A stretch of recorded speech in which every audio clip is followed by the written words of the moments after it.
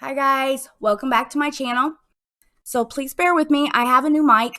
I haven't really figured it out. I was messing with it, lost complete sound, and today's the first day I've been able to get sound back.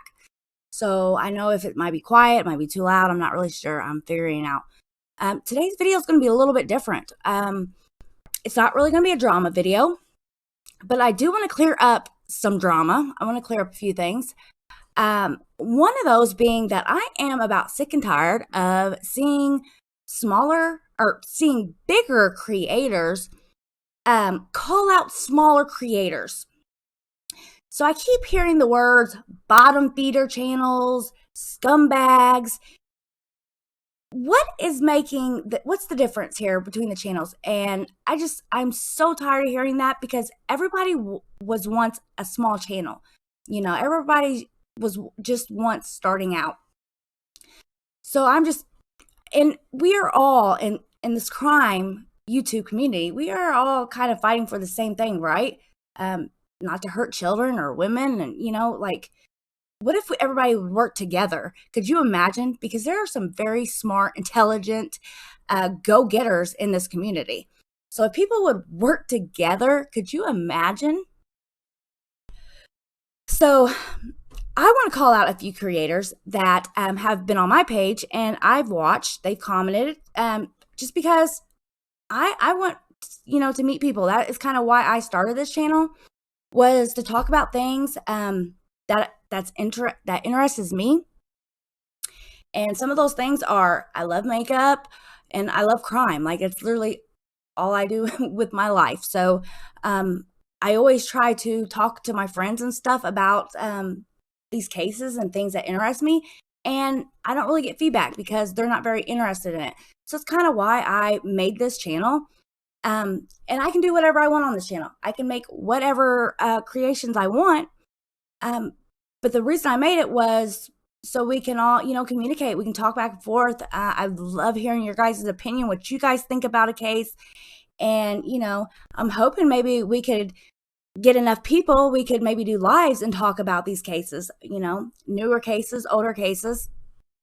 There's so much stuff that I'm learning. So I want to call out a few people, give them shout outs.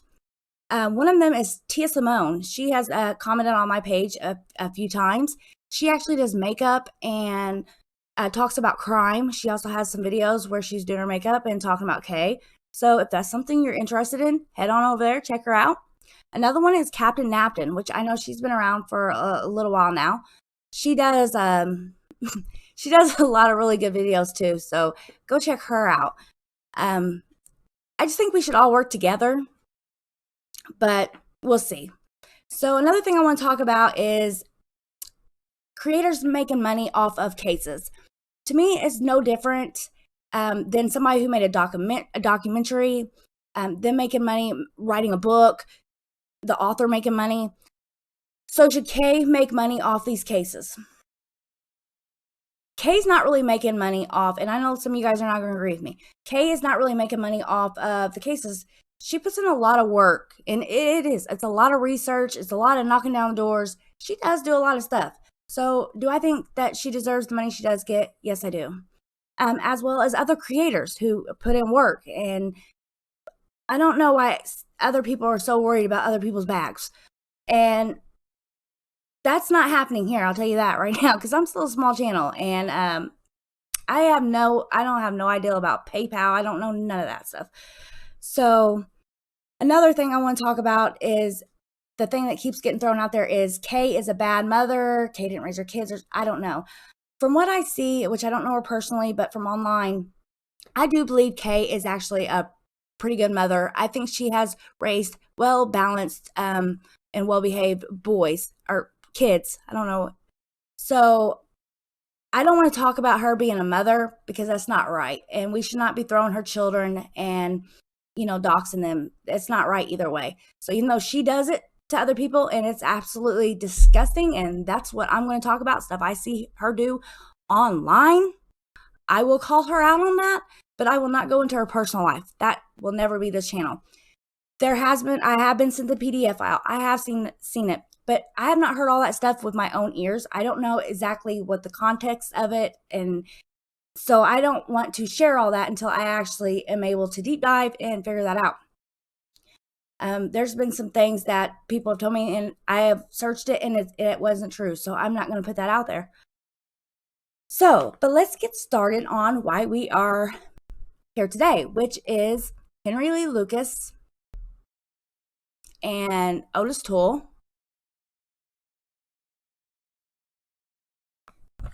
and the Adam Walsh case. So I wrote this down. So we are talking about serial killers Henryleelucas, Otistoole, and more specifically, the Adam Walsh case. So are these two serial killers, or are they serial liars? Did we fall for what they wanted, which was fame and to take the credit to be the worst serial killers we have ever seen? Why else take the credit for hundreds of murders you didn't commit? These two had very low IQs. We know Otistoole's IQ was 75. So how did they convince so many well-intelligent law officers of hundreds of bogus claims? So I began to look into the case after watching the Netflix documentary, The Confessions of a Killer. But it left me with more questions than answers. And as I began to go down the rabbit hole, it only became more confusing and bizarre. We even end up with famous killer Jeffrey Dahmer being thrown into this case. I had always put the name Henryleelucas in the same category as Dahmer, Gacy, and Bundy. But now here I am wondering, how many people did Henryleelucas actually kill? The documentary makes a claim that the only death victim of Henry's was his own mother. So we may never know the answer to how many people actually lost their lives to the hands of Henryleelucas and Otistoole. So let's take a look to where it all began, their childhoods. Otis Elwood Toole, born March 5th, 1947 in Jacksonville, Florida, to an alcoholic father who abandoned him and an abusive mother who dressed him in little girl's clothing and called him Suzanne.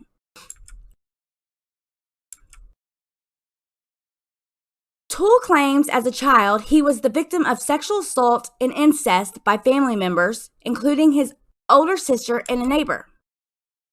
Toole was also made claims that his grandmother was a Satanist who exposed him to satanic rituals, including self-mutilation.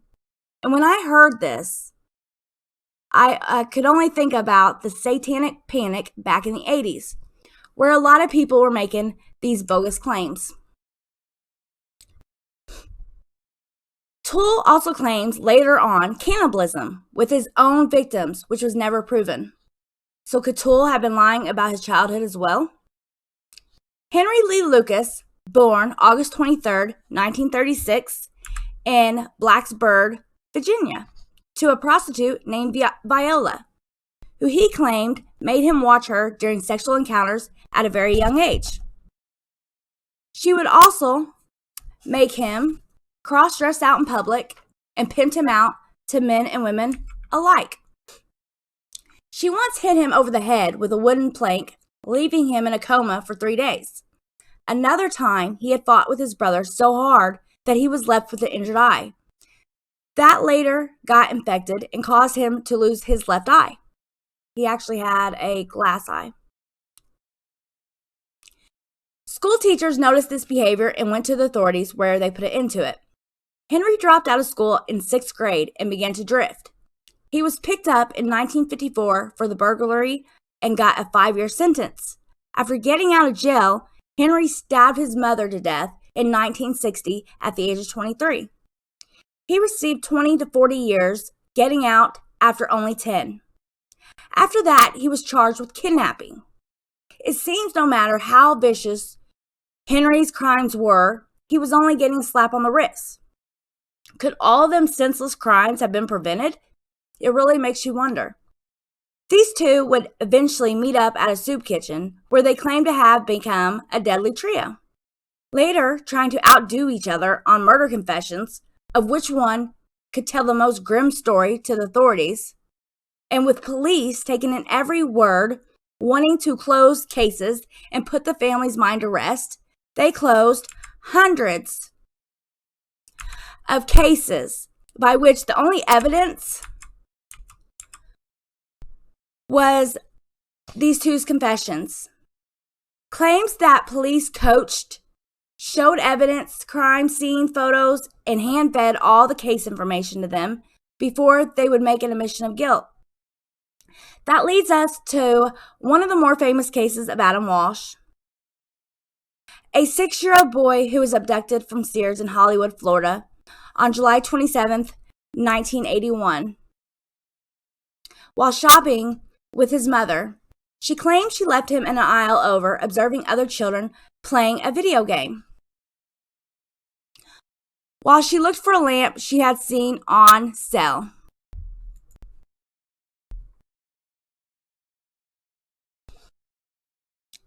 It was said by employees that the children had begun to fight over the game, so employees told the boys they had to leave. One employee claims she walked Adam out the door, where he then disappeared.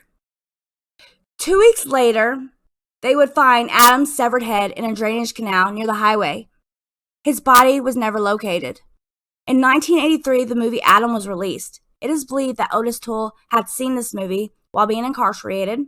2 days after the film, Toole confessed to the kidnapping and decapitation of Adam Walsh. He later recanted his confession and so on many times. Police in the Walsh family believe Otistoole is the one responsible for killing Adam Walsh. Supposedly, when Otis died September 15, 1996, of cirrhosis of the liver, his niece claimed he made a deathbed confession where he admitted guilt of the kidnapping and killing of Adam. He said that he had burned Adam's body in a refrigerator at his mom's in her backyard.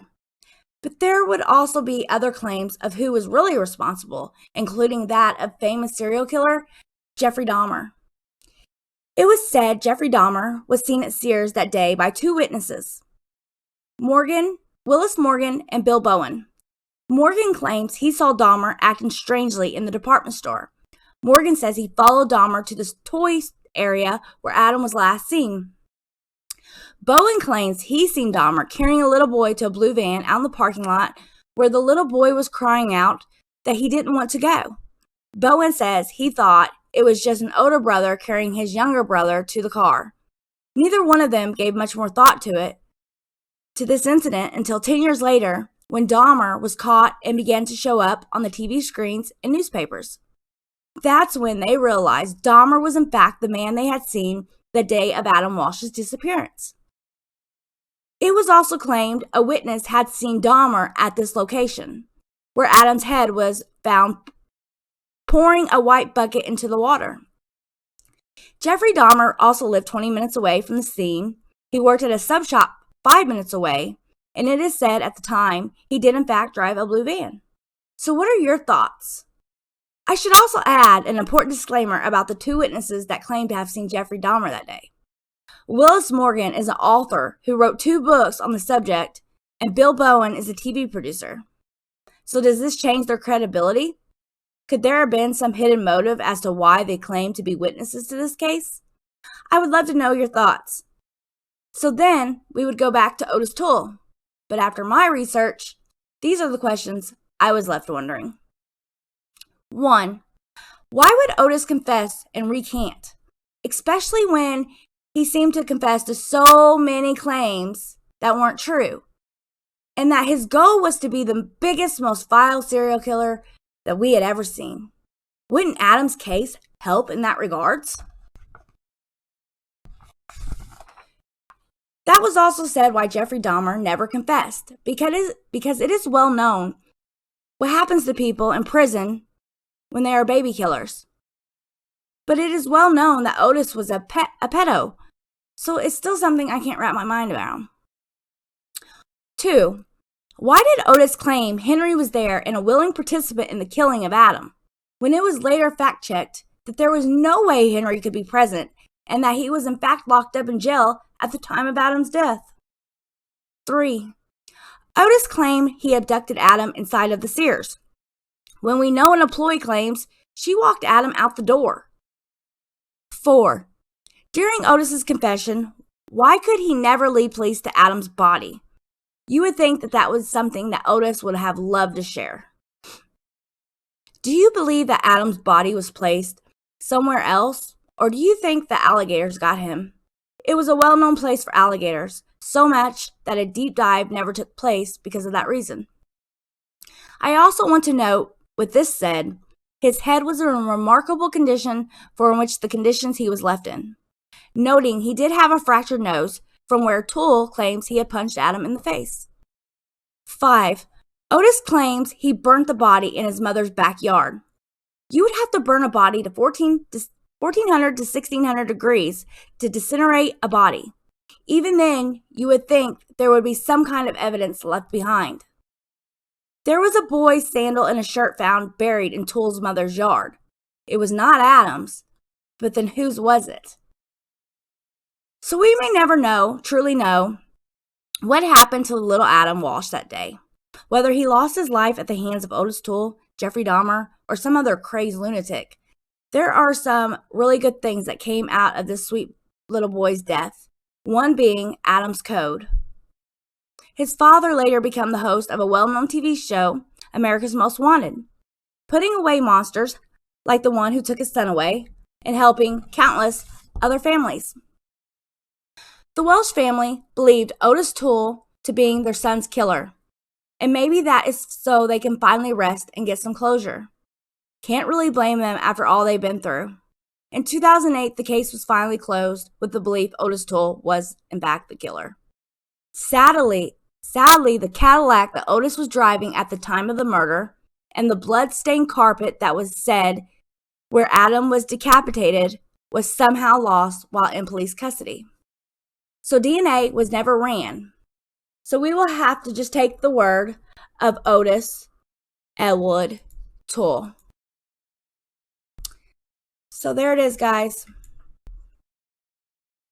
I would love to know what you guys think. Have you guys followed this story?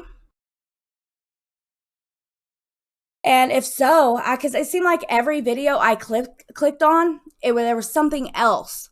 It just kept getting bigger and bigger. So I would love to hear what you guys heard, what you guys think. Please, if you haven't already, like, comment, and subscribe. And let me know if you would like me to do more of these cases. And if so, who would you guys like to see me do next? I really enjoy researching and finding just about everything I can about a person. So it was a lot of fun doing this. Please, if you haven't already, like, comment, and subscribe. And until next time, guys, I will see you later. Bye.